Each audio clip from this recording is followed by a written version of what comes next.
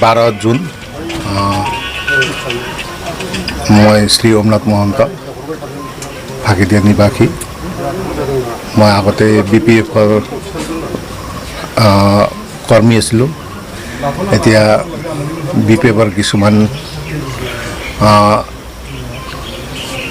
ৰাজনৈতিক যিটো ফিলচফি তো তেওঁলোকে যিটো মানে কৈছিল মুখেদি কথা আৰু কামত মানে প্ৰেক্টিকেলি যিটো হ'ব লাগিছিল সেইটো নোহোৱাত মই UPPLত যোগদান কৰিলোঁ। আৰু UPPLৰ যিটো ফিলচফি সেইটো মোৰ ভাল লাগিল, যিহেতু তেওঁলোকে চব জনগোষ্ঠীকে আঁকোৱালি লৈ আগবঢ়াৰ যিটো সপোন দেখিছে, মই সেই সপোনত মানে সপোনটো যাতে বাস্তৱায়িত হয় তাত মোৰ য'ত কিঞ্চিত মোৰ যিটো অৰিহণা মই UPPLৰ যোগেদি আগবঢ়াব পাৰিম আৰু UPPL লং লিভ হওক সেইটো আশাৰে মই আজি UPPLত যোগদান কৰিলোঁ। UPPL লং লিভ হওক আৰু BPFৰ যিটো আগৰ যিটো দুৰ্নীতি এই দুৰ্নীতিটো মই নিজে ভুক্তভোগী।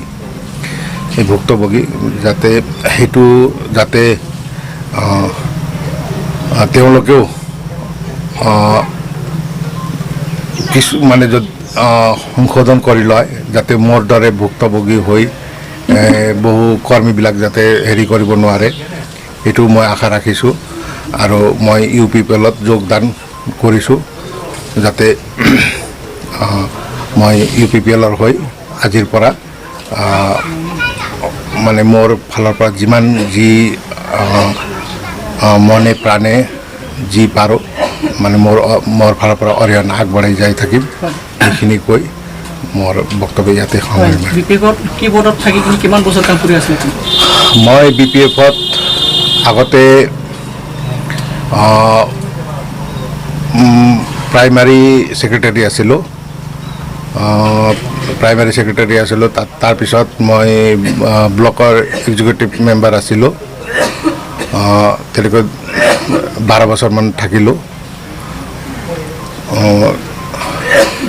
কিন্তু তেওঁলোকে যিটো মানে হেৰি কৰিব লাগিছিল, মানে এজন ব্লক মেম্বাৰ হিচাপে যিটো হেৰি কৰিব মানে দায়িত্ব দিব লাগিছিল, তেওঁলোকে দায়িত্বও দিয়া নাই আৰু খালি জাষ্ট ব্লক মেম্বাৰ হিচাপে ৰাখিছে, মাত্ৰ ৰাখিব লাগে ৰাখিছে।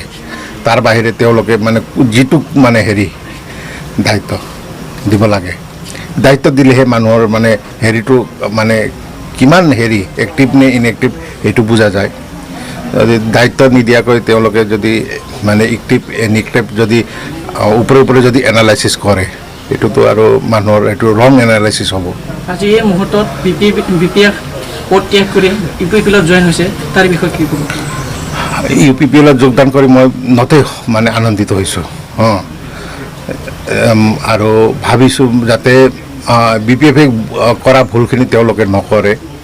চব কৰ্মীবিলাককে যাতে তেওঁলোকে আঁকোৱালি লয়, নিজৰ ভাই ককাইৰ দৰে আঁকোৱালি লৈ মানে আগবাঢ়ি যায়, সেইটোৱে মই কামনা কৰিছোঁ।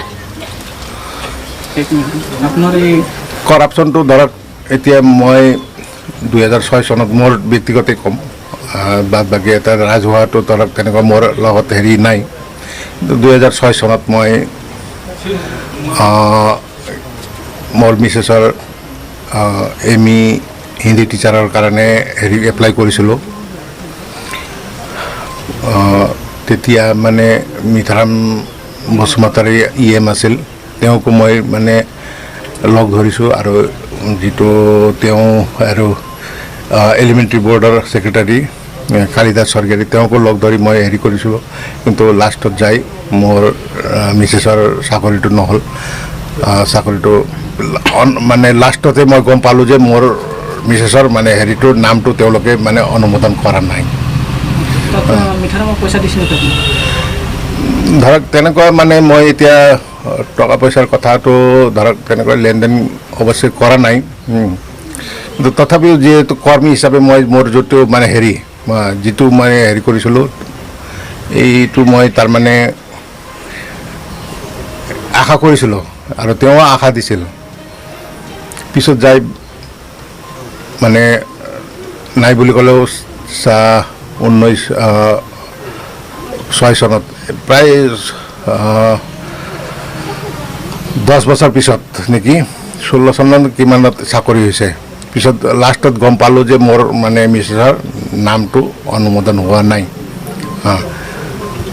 অনুমোদন কৰা নাই তেওঁলোকে কিন্তু মোক মানে হেৰি কৰি আছিল যে নাই আপোনাৰ মিছেছৰ নামটো গৈছে আপুনি চিন্তা কৰিব নালাগে মানে টাইম হ'লে আহি যাব মানে হাইকোৰ্টৰ পৰা নামটো হেৰি হোৱাৰ পিছত আপোনাৰ নামটো মিছেছৰ নামটো ওলাই যাব কিন্তু মোক মানে হেৰিত ৰাখিছিল আন্ধাৰত ৰাখি তেওঁলোকে মোক মিছলিড কৰি আছিল লাষ্ট মুহূৰ্তত ৰাইজক আপুনি কি আহ্বান জনাম লাষ্ট মুহূৰ্তত মানে এতিয়া BPFৰ 15 বছৰ শাসনটো সবেই চালে গতিকে মই এইটোই মানে আপোনালোকৰ চেনেলৰ যোগেদি মই এইটোই কামনা কৰোঁ যাতে নতুন এবাৰ মানে চাই লওক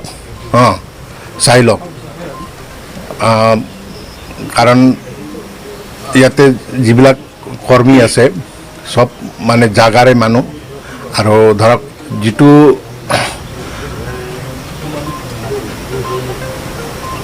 মানে কি কয় এতিয়া প্ৰমোদ বড়ো তেওঁ যথেষ্ট শিক্ষিত মানুহ আৰু ৰাইজৰ হৈ সৰুৰে পৰাই কাম কৰা মানুহ গতিকে মোৰো এটা পূৰ্ণ বিশ্বাস আছে যে তেওঁ ৰাইজৰ হৈয়ে কাম কৰিব গতিকে সকলো ৰাইজক মই আহ্বান জনাইছোঁ আপোনালোকৰ চেনেলৰ যোগেদি যে সকলোৱে আহক আমি মিলিজুলি এই নতুন আমি পৰিৱৰ্তন যিহেতু মানৱ হিচাপে পৰিৱৰ্তন বিচাৰোঁ এই পৰিৱৰ্তনটো আমি বিচাৰিবই লাগিব পৰিৱৰ্তন বিচাৰাটো আমাৰ কাম্য গতিকে পৰিৱৰ্তনটো সবেই বিচাৰক আমি 17 বছৰ আমি BPFৰ আণ্ডাৰত আছিলোঁ BPFৰ হেৰি কৰিলোঁ গতিকে আমি নতুন এটা সোৱাদ লওঁ বুলি মই এইটো মোৰ